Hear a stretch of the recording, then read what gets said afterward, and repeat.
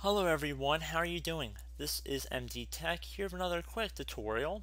In today's video, I'm going to show you guys a quick and easy resolution to resolving internet connection problems you're having on your Windows computer.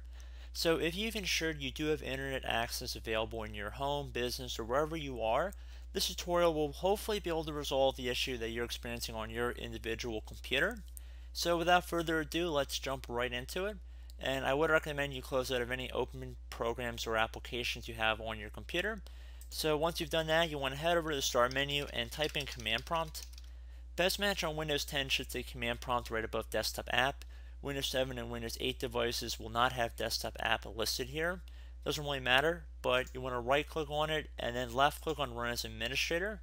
When you're prompted with this user account control window, do you want to allow this app to make changes to your device? Select yes. So now into this elevated command line window, you want to type in ipconfig space /flush DNS. So ipconfig should all be one word followed by a space /flush DNS.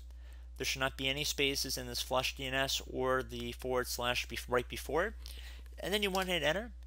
Should say Windows IP configuration successfully flushed the DNS resolver cache.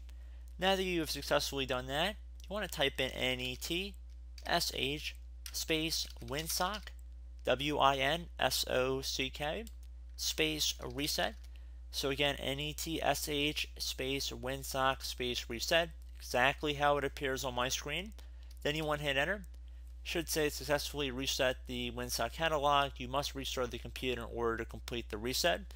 So I would recommend you close out of the elevated command line window at this time, restart your computer, and hopefully your internet connection has been restored. So as always, thank you guys for watching this tutorial, and I look forward to catching you all in the next video.